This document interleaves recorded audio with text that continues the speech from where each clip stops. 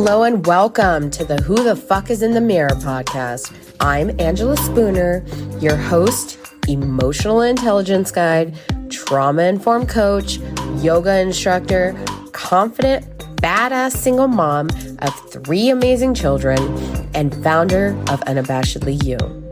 This podcast is all about using books, analogies, and metaphors to dive deep into who you really are to yourselves, not just as parents or some fictional version others made you out to be, right? But who the fuck you are. I want you to find your confidently badass, secure version of you that you lost along the way, or maybe you never even had in the first place because you were like busy with everyone and everything else. Does that sound about right? So how about we get into the science of why we are a bunch of fucked up individuals who look in the mirror and don't even recognize the person that's staring back. Join me in the best journey you'll ever experience. Why, you may ask? Because it is the journey to transform your self-doubt, insecurity, and overall dysfunctional brain into self-aware, badass confidence and understanding. I hope you're as excited as I am because I cannot wait to get into this. Welcome to the carnival. Welcome to the carnival. All right. Hi, guys. How we doing? Welcome to Who the Fuck is in the Mirror. We're back here with Josh. We've had him before. He's fucking awesome, guys. I thought that he and we just vibed so fucking well that I was like, I have like a list of people that are like, I want to be on your podcast. I want to be on your podcast. But I don't, no offense to anyone, but I'm like, well, I just have my favorites. I don't know. I feel special this morning. I needed that with my coffee. I'm here for you, man. That's for that hike that you struggled with Fantastic. this morning. Yes, I know you love to keep it real, so we'll just make sure everybody catches up on what they missed. We kept the intro part shorter this morning, so you don't really miss anything. But you did miss the really fun fact that we went on a 3.5 mile hike with my grandson this morning, and I came back with the poops, so almost didn't make the call. But we're good now. Everything's all good. No tension. It's just that's life, right? Right. And then you missed that my toilet stopped functioning. And so I opened my door to my entire house smelling like shit. So, it was just a poop shit morning for the two of us. Gosh, my sister had a nightmare because our toilet didn't work for so long back in Minnesota. My dad never fixed anything. So she had a nightmare that we had a fire in the house and she had to ask the fireman to come up and flush the toilet because she knew that fire hose would definitely. Oh my God. Sounds like a good time. I'm just saying. All right. So we just, it's kind of my turn to carry the ball today. Last time that we met, you might remember that Angela asked me a whole bunch of questions about my book, my life, my trauma story. And of course, there's way deeper we can go, but we went pretty deep, pretty fast. But today we wanted to switch it up. And I want to ask Angela about her mind-body training that she's doing right now. And I don't know anything. So that's great because the best questions are the ones where you just don't have a freaking clue. So right. I'm just going to start out, Angela, with the only thing I know is you're going through a book. Is this true? The Mind Body. I am reading the Body Keeps the Score right now. That's right. Thank you. Mm-hmm. He knows nothing. Fine. So let me start out with how far are you into it? So we are on chapter So you're gonna throw me out there. We're on chapter 5 or 6-ish. Mm-hmm. I'm gonna find out right now. So the brain body connections, that was chapter 5. So we will be next week. We'll be on chapter 6. Chapter 6. So what's the thing that you've taken away? Let's first go big picture. What's the thing you've taken away so far from the whole book? So far, what I've taken away from the book is that basically you don't really know how badly trauma affects your body and how little tiny traumas that you have in your life affect your body, your brain, everything, and trigger you throughout your entire fucking life. And you're like, oh shit. So that is a thing. You have an example? So, well, for instance, I'm reading about in the brain body connections, we had the three levels, right? So not right because you don't know what the fuck I'm talking No, right. I about. want to know. Yeah. Right, right. So you have three levels when you're in the flight, which I need to find real quick because I'm trying to make sure that I have it right. Really smart. So basically, oh, there we go. So you have three levels whenever you're trying to like signal for help, basically. Okay. You're trying to signal for love, safety, belonging. So you have the first level that you're basically asking for that help. You're sitting there and you're saying, hey, I need somebody to fucking help me, or you're trying to organize by talking to people. You're basically trying to be the lead on your own mental health, right? So you're like, So I need you're this. saying verbally, you were saying things like, will you come help me? I'm not feeling good. Is that what you mean? Oh, okay. Yeah. So you're basically feeling these things and you're starting to communicate like, I need a hug. I need this. I need, right? So when you don't receive that, Okay. you go into the second stage. So, Okay. like, for instance, somebody that's dealt with trauma, they might skip that phase altogether. Sure. Yep. They've gotten so used to not hearing anything back, they just go right by it. Right. They're like, Wow. well, nothing's going to happen with that. So I'm just going to go to the second phase. Second phase is the fight or flight. That's when you're sitting there, you're in full fucking mode. You're like, okay, well, this didn't work. This didn't work for me. So let's try something else. Well, your second response is literally when you're getting those sensations and your body's basically telling you, I got to get the fuck out of here.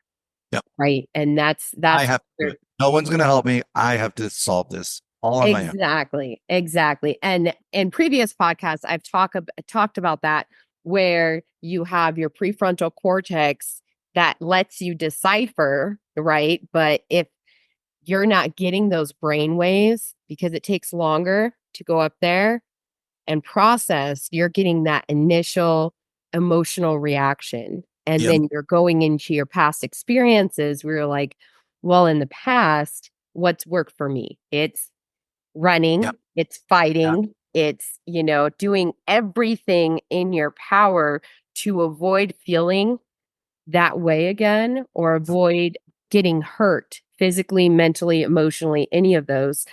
You're like, I don't want to feel that. Right. Yep. And so that's when you're in that fight or flight. So for you, how does that manifest? Can you think of a time when you went into that second mode, or do you? Oh, yeah. Oh, yeah. All the time.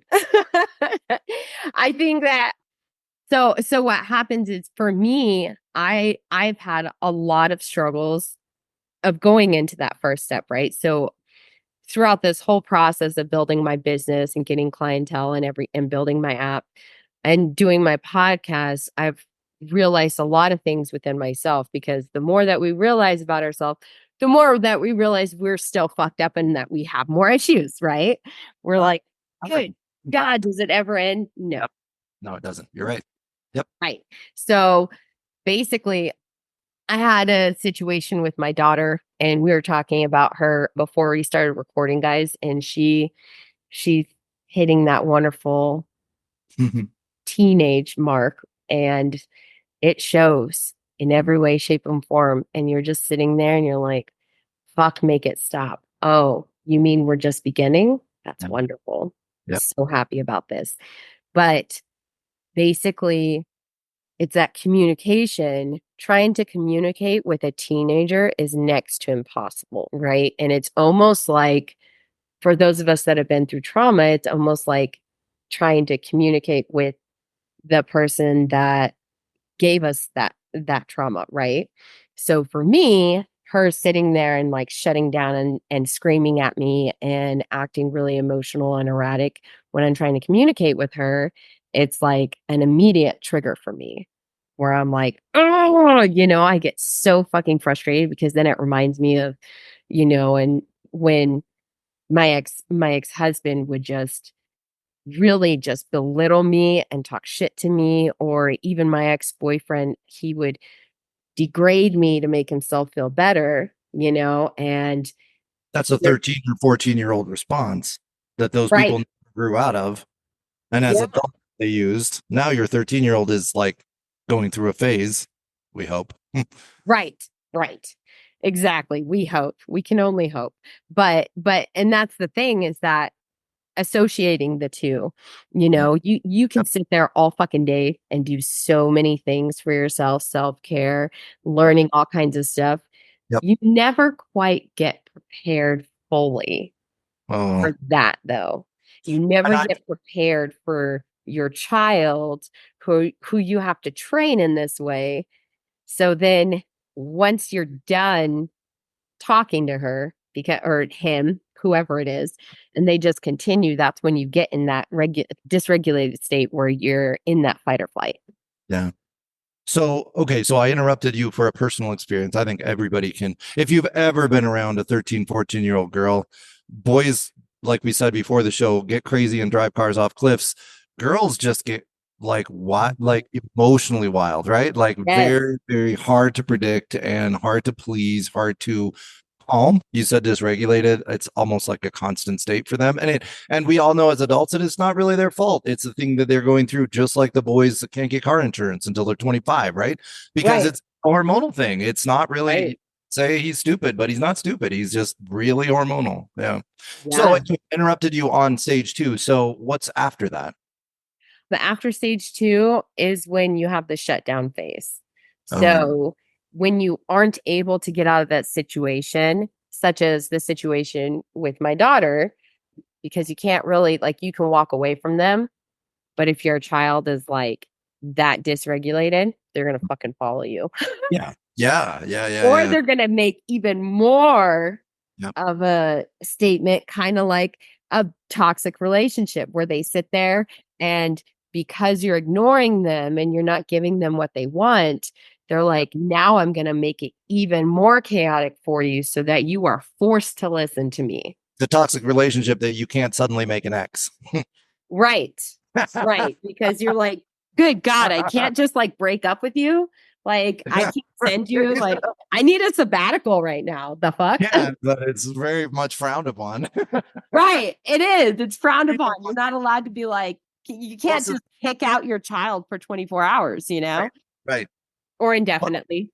so I'll share. Our 9-year-old grandson is here. He's exactly the same as his mom, who gave my wife huge trouble. Who's exactly the same as her. Right? It's like Yeah.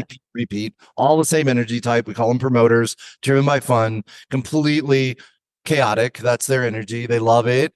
But his mom, that last year, almost sent him down here during the summer because they do really poorly when they get bored.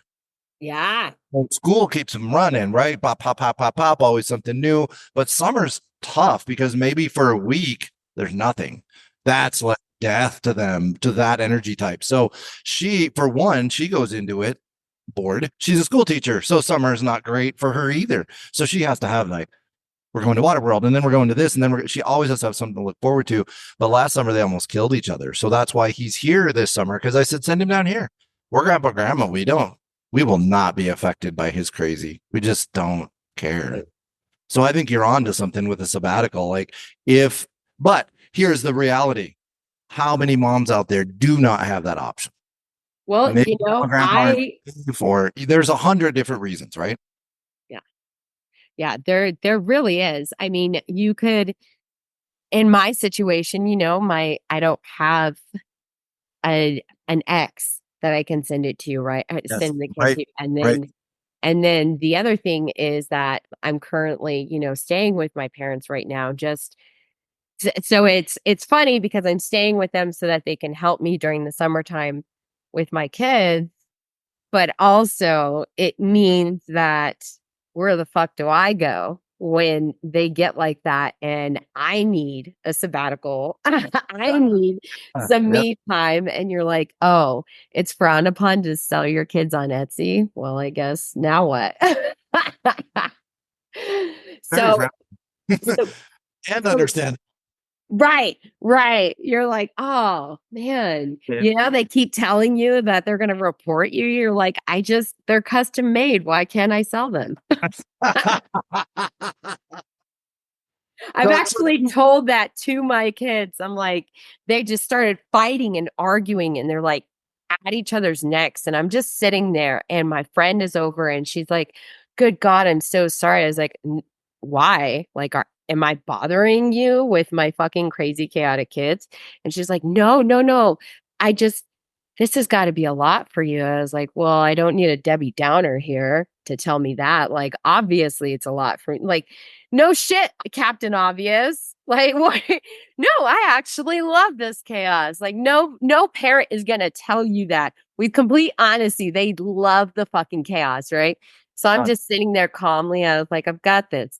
It's like, kids, go get the measuring tape. You got to measure your facial features because the more descriptive you are on Etsy, the higher the sell.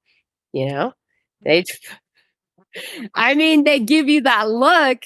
That's where my humor comes in. Cause I had one of my clients the other day. She asked, Angela, I just don't like, I need to get funnier. And I was like, well, I am a firm believer that the more trauma that you have, absolutely. the funny Absolutely. you are. Yeah. So I'm funny as fuck. So Yeah. There's no doubt.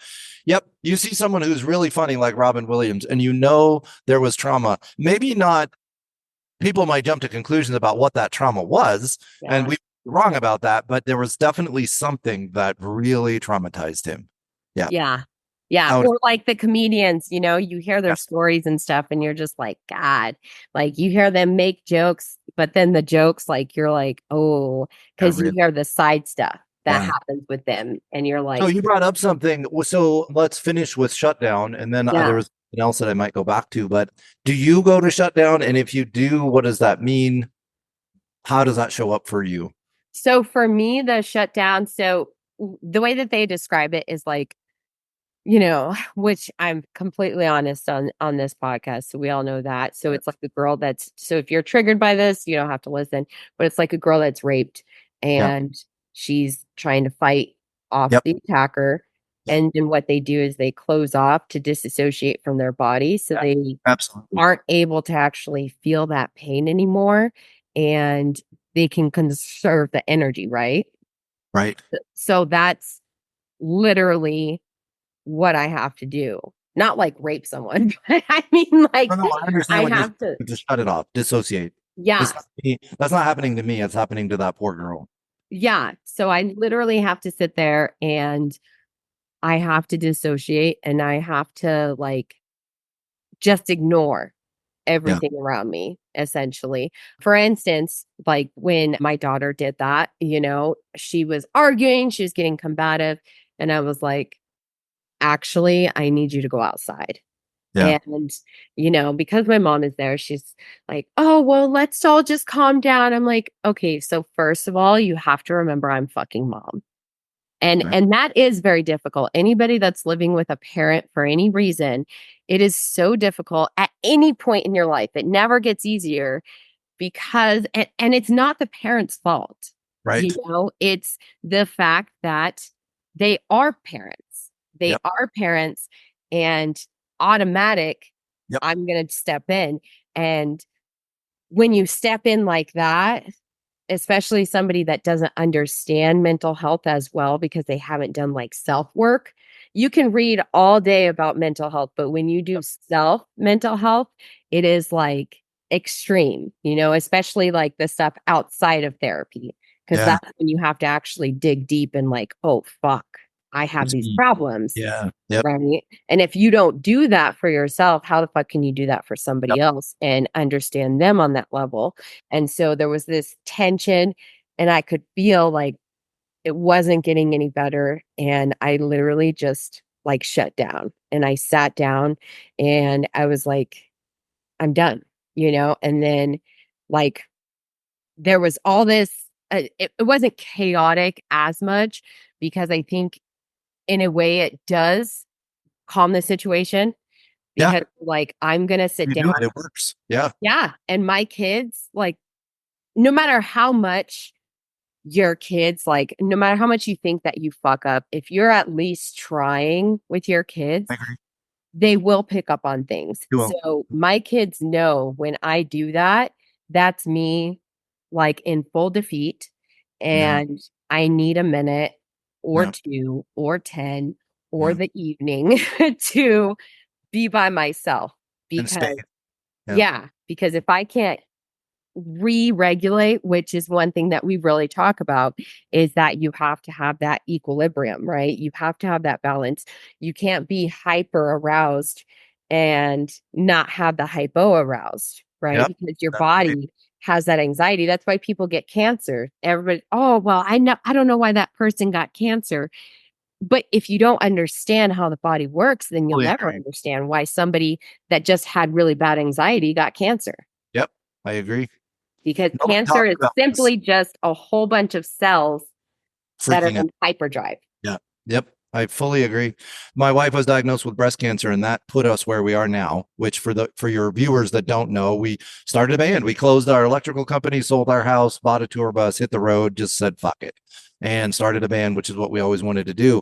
That was right after she was treated for breast cancer. She fully believes, after studying for years and years how to make sure she doesn't get cancer again, she fully believes that it was a combination of bad health habits, which is a real thing, or not enough sunshine, poor diet, very poor diet, but to your point, extreme emotional trauma that was going on so she went back to her therapist that she went to when she turned her dad in and he went to jail. That therapist said 20 years later, she said, I was waiting for you to come back. She said, we knew you would be back. We had no idea back in the 80s how to treat your family. We didn't know how to help you. Her mom didn't stand up for her, which is more common than people think. Moms and dads who they trust in all other ways, but when sexual trauma comes up, they just shut down themselves for whatever reason. Maybe they had it themselves, although that's not necessarily the case. It may just be that they just don't want to deal with it.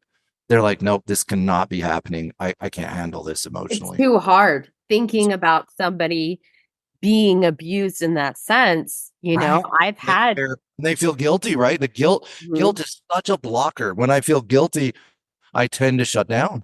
Because now I'm having this internal trauma that's going on. I do a lot of coaching with moms on mom guilt because moms always feel that they should have done something.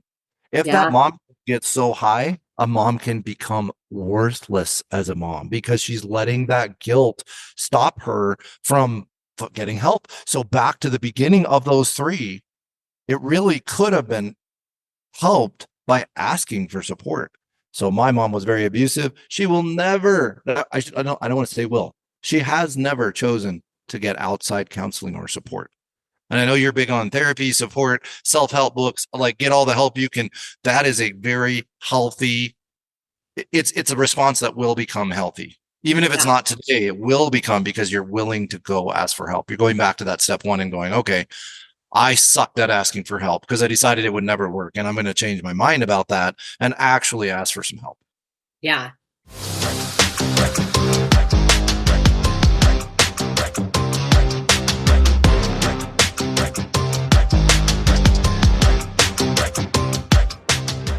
Hey guys. So we're just cutting in to this podcast episode with Josh to let you know that my app is waiting for you. If you are having a lot of anxiety, you just feel kind of lost, foggy, like there's a disconnect in your relationships, whether it be with your family, your friends, significant other, whatever the fuck the case is, okay? This program, the 6-week challenge to prioritize you, is waiting for you, all right? I have about 10 weeks, and then it's going to be going on Evergreen. Once it does, it will be double the price. So now's the time. Make those changes. Feel that energy. Let's do what you want for yourself in the future. Those dreams, let's make them a reality. Let's do those today. Hit me up. Go on my Facebook, Angela Spooner. You can go on my Instagram, which is you.unabashedly. I have Audacious Queen for my TikTok, and I also have my Facebook business page that is called Unabashed with You. So hit me up, let a girl know. I would love to help you feel full, confident, sexy, badass, all on your own. This is about me validating you. This is about you validating you.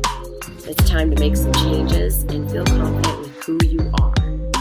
Can't wait to have you. Bye.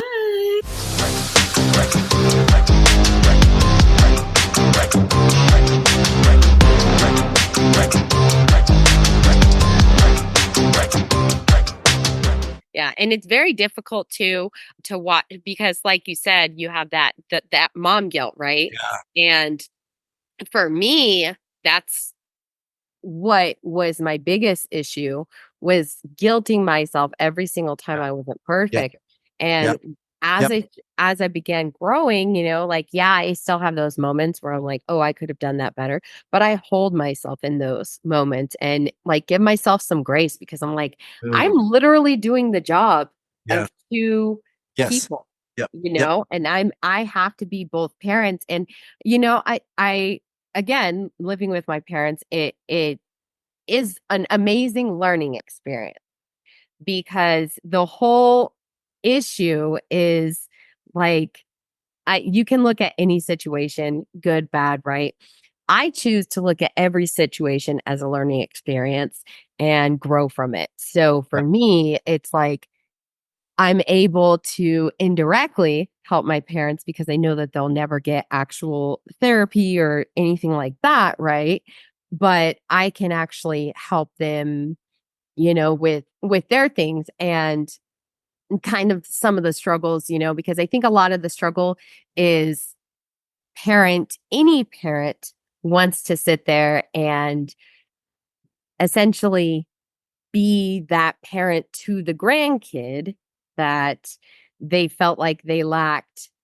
Even if Oh. they did lack, they didn't lack. Because here's the thing, when you get older, you can no longer sit there. And we talked about that. You can no longer sit there and fucking just blame, Right. because you're a grown ass person. That's right.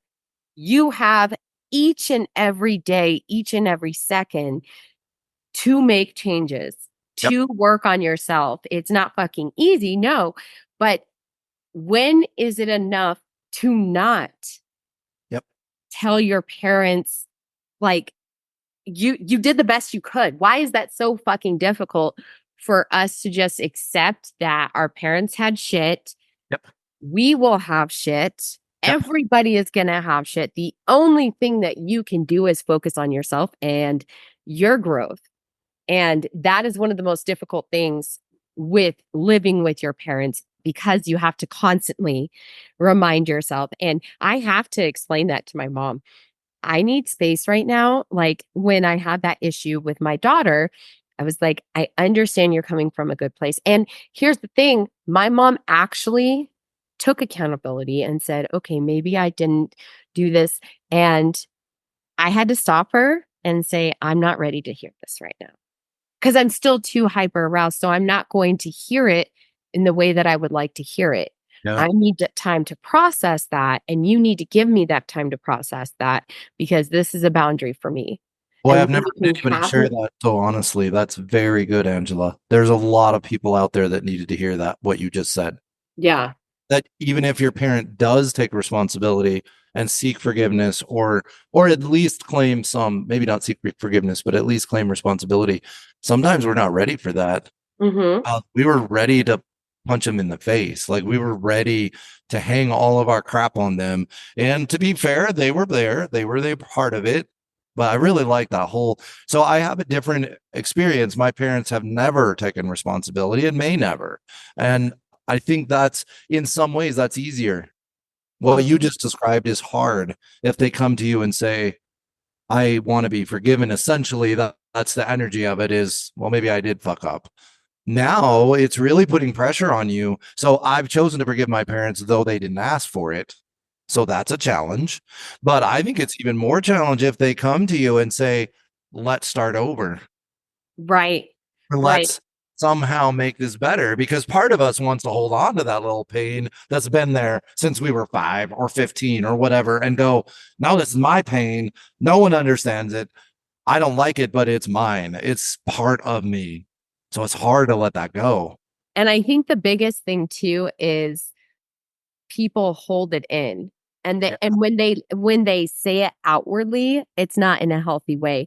I'm a Right. firm believer. I tell my kids, it is not what you say, it is how you say I it. agree 100%.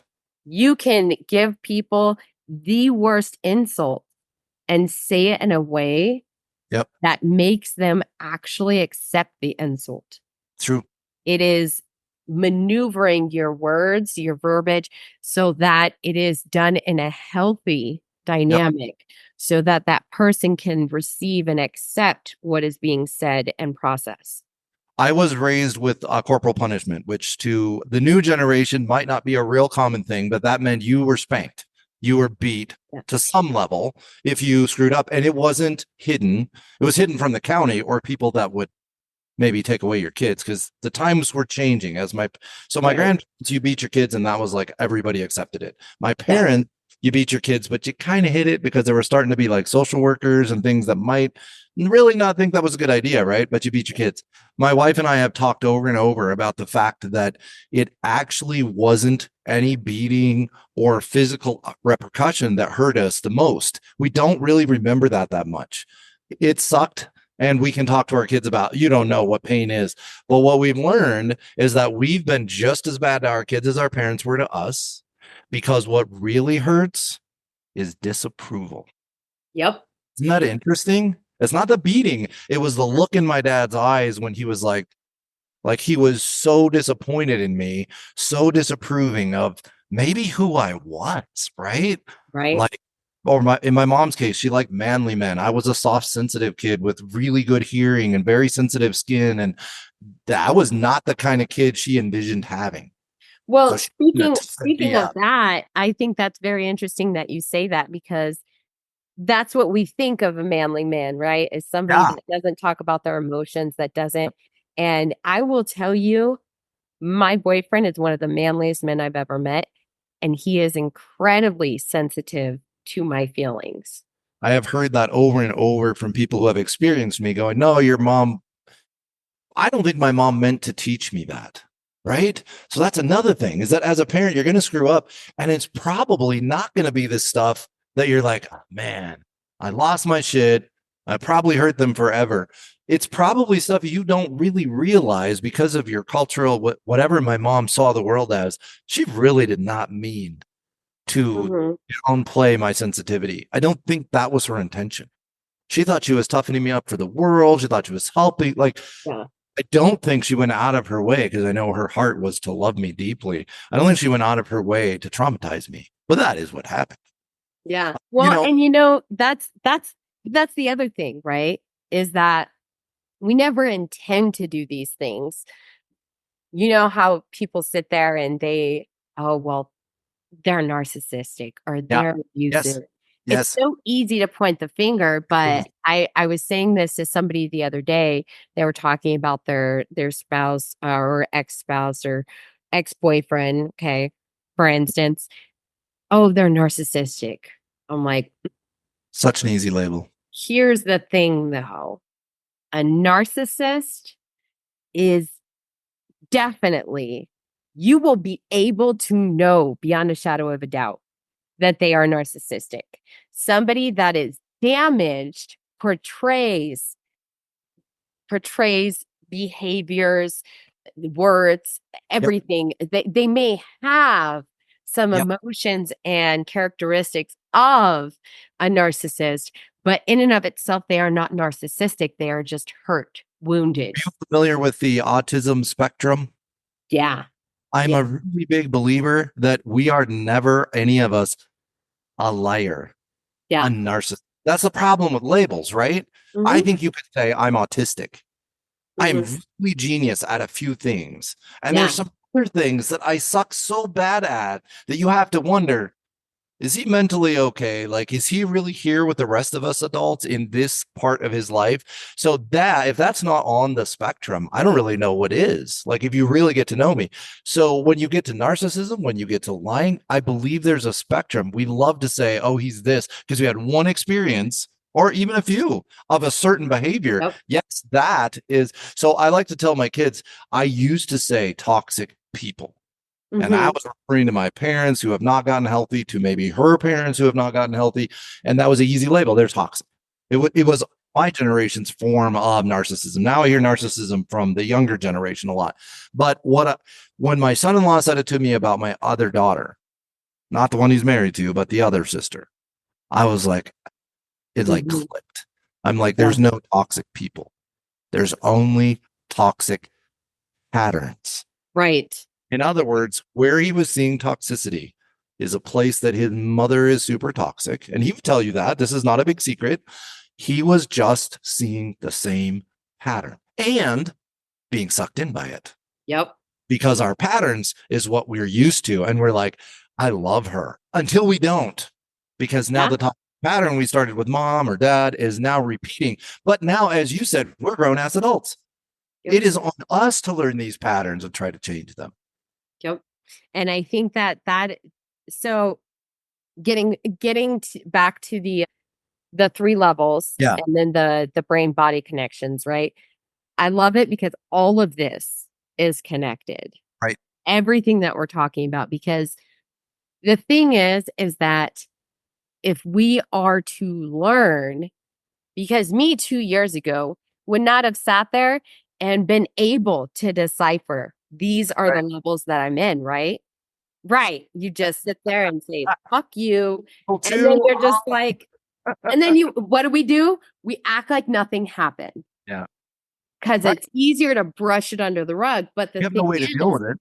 Right. I don't want to fucking deal with it. But the thing is that realizing your vagus nerve has all these branches. And it has branches that literally go to your heart, your lungs, your gut. So, I mean, literally, you have billions of neurons that are going to through your GI tract, right? And it's literally telling you. So that's why you get like these tummy aches and you get like, you feel like somebody's stabbing you in the chest, or you're like, oh my God, I'm having a heart attack. No, bitch, you're having a panic attack because your body's literally screaming at you. So when you actually can connect those, it's very interesting, the differences that you can see, because you no longer look at that person as, oh, they're narcissistic, or you no longer look at that child as, I want to fucking murder you. You can actually sit there and see their patterns, because the more that you are aware of your own patterns, the more you can notice other people's, because you can stabilize yourself in that hypo dysregulation equilibrium, right? And you can have that homeostasis hit.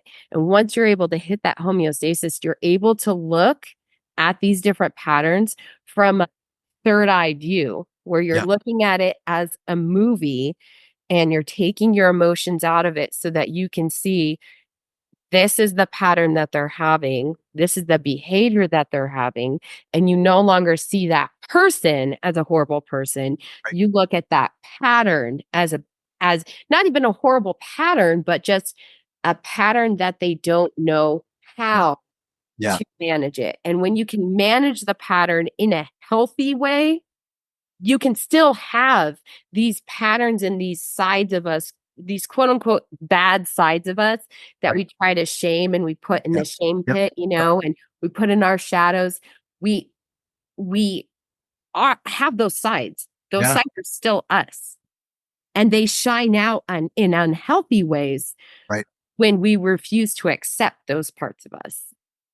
There was a story I heard a long, long time ago, and then I learned I had a class about grounding, which is back to that homeostasis and that, but I wasn't very good at it. And I was surprised by that because I saw myself as a calm person. I do well in emergencies. I just think well and I stay calm in emergencies, but I don't do well in emotional battling and I hide it. So I look like I'm doing well, but that is not true. I'm making myself ill, etc.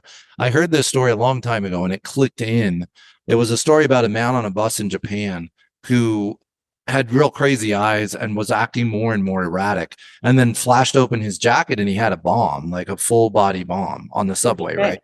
And everybody lives on the subway there. So this is like in my home, right? This is where I live, is on this train. And everybody freaked out like he was, which made him freak out more because it's true. When someone's freaking and we freak, we're now all joining the freak train, right? We're Right. on it. Except this one little old man who no one had really noticed there because he wasn't particularly noticeable. He just got up and had a huge smile on his face, looked right at the young man and walked over towards him. Everybody's like, "Oh my gosh, he's going to trigger the bomb." He walked over to him and he said, "Oh, my friend, how are you?" And he gave him a big hug. And he didn't disarm the bomb. He didn't do anything about the bomb. He ignored the bomb. He focused on the person.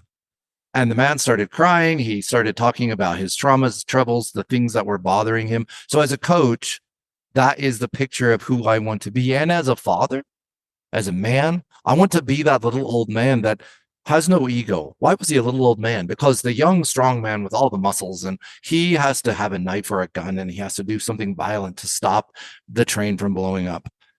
Odds are really good that bringing violence to a charged situation will just make someone die. It will make the situation worse. But bringing a lack of ego, that little old man had no ego. He had nothing to show anyone. He had no. I think when you get older, what's beautiful is that everything, sex drive, work drive, money drive, it becomes less important because you realize I just like all these people. Like I want them to be happy and I want us all to be calm and treat each other well. So when I coach, that's my goal is to be that guy. Because I'm constantly dealing with somebody that's coming at me with a bomb vest, right? They're like, I'll blow this fucking place up. Like I'm done. Even people who are that little old man in their financial practice or in their legal practice, wherever it is that they need to be that guy, there's always a time when we're the guy with the vest on. Right. Right. And it's very interesting. I actually put a post on TikTok this morning, and I was talking about how I love how we sit there and we try to do all this stuff for our kids. And then one second they're good, the next second they're not, right? And then our parents get involved, and then we feel even more like, oh, it's their fucking fault and it's this person's fault. And I said, when you can take that shaming out and that blaming out and just fucking realize that we're all human beings. Yep. When you can realize that you're just a fucking human being, Yeah. and that we're all fucked up and that's not fucked up. Oh, yeah. Very well then said. Thank you. Thank you. It changes everything though. You be your own BFF and boldly face your fears. Yeah. BFF. Literally be your own best friend, as in accept that you have these issues and these flaws and show that to everyone else. You can try all day to beat it into your parents, into your kids, into your friends, into your relationships. But the point of everything is self-acceptance, Yeah. self-growth, Yep. self-care, and just letting that guide your whole life. And that's where that wisdom, Yeah. because we don't have that adrenaline rush anymore, right? Because the Yep. hormones go down and then you're sitting there and you're Just problem solving hey, now. yeah, Yeah. Yeah. yeah, Yeah. Very, very. Yeah. Because we're all smart until all the adrenaline, then sometimes we're not real smart. right. Sometimes when we get into fight or flight, we're not as smart as we think. And you can't live there. Again, back to my wife's breast cancer. She really believes that was from fight or flight for so long. Yeah. Like you said at the beginning. Before we get done with our hour, I want to invite everybody to my seminar. I'm not sure. I'm gonna, It's at the American Legion on June 22nd. It's a Saturday. There's 3 different kinds of seminars, and I will hold whichever one people come for. So there's an And that's in introduction. Tombstone, yeah? Tombstone, yeah.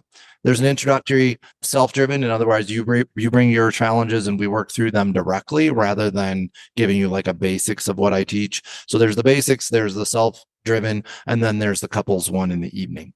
I'm not sure I'm going to hold it. I've had 0 interest so far. And usually by now I have 4 to 8 people that are committed and paid and ready to go. So the Legion is really great with the space, but I don't want to hold the space if we're not going to have anybody there. So if somebody really wants to go, they can reach out to me via Facebook. Ever since our podcast, I've had lots of people checking out my page. So I appreciate that. That really helps me out. You've had the same. I hope you've had traffic because I do think we work all together. It's definitely an up and down and all around. I had somebody tell me the other day that she was about to go to bed and sit in her bed and listen to my podcast. And I was like, stop it. And then another lady told me that she binge listens to my podcast while she's cleaning, while she's doing stuff. And I'm like, oh my gosh, I feel like a celebrity. But it comes from being real. And that's the number one compliment that I get from people is that my podcast is fucking real. It is literally, and I think, and I don't think I told you about it, but that I had a lady that was telling me the other day, I was interviewing her for Cool FM, and she was like, she's like, I hate these interviews. And I was like, yeah, but I make it a way to make it more confident. And you're like calm. I was like, I'm very real with you. I think that's why my podcast is called Who the Fuck is in the Mirror? And she was like, what did you just say? And I was like, who the fuck is in the mirror? I already knew, right? I'm like, here we go. And she was like, what if I told you that name? What if I told you that it made me uncomfortable? I was like, then I'd tell you not to listen. She was like, but what if I told you that it made me uncomfortable to where I wouldn't feel comfortable in like an interview or whatever? I was like, well, what if I told you the opposite? What if I told you that judging me based off of the word fuck in my podcast, even though you've never heard the content and what I actually bring to the table, what if I told you that made me feel uncomfortable? And she just kind of looked at me and I was like, so let's continue the interview. By the end of the interview, you're so awesome. Wow, that was so amazing. It's like, you gonna listen to my podcast or If we let words trip us up, then we're really just going complete victims to every trigger we have. Right. Yep. And it's not meant to be for everyone. There's podcasts out there for like, you know, hello, like more soothing and calm. Mine is not soothing and calm. I put that name out there on purpose so that people understood that this is a real podcast and it has real shit, you know? That word is a filter for you. Right. It's absolutely. What did you say? It's our expression. It's our way that we express ourselves. And I use that all the time. I'm like, he's so right. It is the way that we express ourselves. This is how I'm showing my expression, my emotions, everything. I don't know if I told you that story, but I was raised with 0 swear words. My sister was 25 and she thought the F word was fart. No, she didn't. Yes, 25. This is how the Carpenter family singers would blow your mind with like, oh my God. Oh Lord, I know everybody. I know my sister's friends thought I was the gay piano player because I was 27. I'd never so much as touched a girl, like never held hands, never kissed. Just did not do that. Right? So we were super sheltered. But we'll have to have conversations about this, guys. We're going to be doing this more often. Hopefully, we're doing it every 3 weeks. I think we said set the schedule. I'm good with it. Yeah. It gives me 2 weeks to do chapters. I get to do 2 chapters, and I feel like I like to do a break after every 2 chapters because giving myself a break and giving my listeners a break so they can absorb it, make it more fun here and there and everywhere. No, I think we work really well together. I don't think I told you this when we started the first podcast, but I always had a dream of being in radio. And of course, that's changed. Radio's changed quite a bit, and it hasn't. But podcasts are sort of like an even better way to like vibe with somebody and then just throw crap around. And so, yeah, I think this could turn into something really great and fun, even bigger than it already is. I would love someday, Angela, to do a call-in show, because I think when we've exhausted our experiences, then it's time to bring people in who have their own experiences and work our way through that. So that'd be really fun. Yeah, that sounds super awesome. We'll have to talk about that more, guys. I really, really enjoyed this podcast. I thought it was a lot of fun. I was super excited when you were like, actually, let me ask you some questions. I was like, man, so I get to kick back, relax. Right. And then, of course, the first thing he asked me is, yeah, what have you been learning? I'm like, ah, fuck. You mean I have to actually think and process shit? Damn it. So close. Will always be something new. So yeah, I'm down for every 3 weeks. That sounds great. And then they can catch up on the whole series if they want to. But yeah, I love it. I think this is fun. Awesome. I love it being real. I love the F word. It really did attract me. Oh, that's what I was talking about, is the F word. Like that would have been a big turnout for me. But I have learned that people use it to process pain. And if we're going to talk about pain, we better be understanding what we're talking about. And if you don't say fuck, you probably have some pretty suppressed pains. You're probably right. You're probably, it's always the ones that don't want to talk about those things or say those things that you're like, oh man, imagine unleashing them. Oh, my son is 32 and he was my first apprentice, and he grew up in my wife's world, right? Marijuana. She sold marijuana as a kid. Like that was what she did, right? So they drank. They swore. So I was learning to swear probably 5 years before I met him. And he still, have you seen the movie Paul? Yeah. There's the homeschool girl in the RV. Yeah. He's like, you are her. He's like, you swear so bad. You suck at it. And he every time I would swear, he would laugh and laugh. He's like, I don't think you know how to do this. I don't think you know how to. It sounds like the kids when I'm trying to use hashtags and I'm trying to like, they're like, that's not how you do it, Mom. I'm like, I don't know. I'm fucking old, man. You got to help me out here. He told me recently, he's like, oh, that was good. That is good use of some good swear words. Like that was the way you do it. I'm like, thanks, Nate. I appreciate that. Right. Start high-fiving yourself. You're like, thanks. Appreciate it, dude. For my Christian friends who don't understand, it's okay. Give it some time. You'll get better at it if you want to. We're here for you guys. That's right. We're here for you. Well, thank you so much, John. It was so much fucking fun. I'll see you in a couple weeks here. That sounds great. You let me know when you want to do it again. I'll be here. Awesome.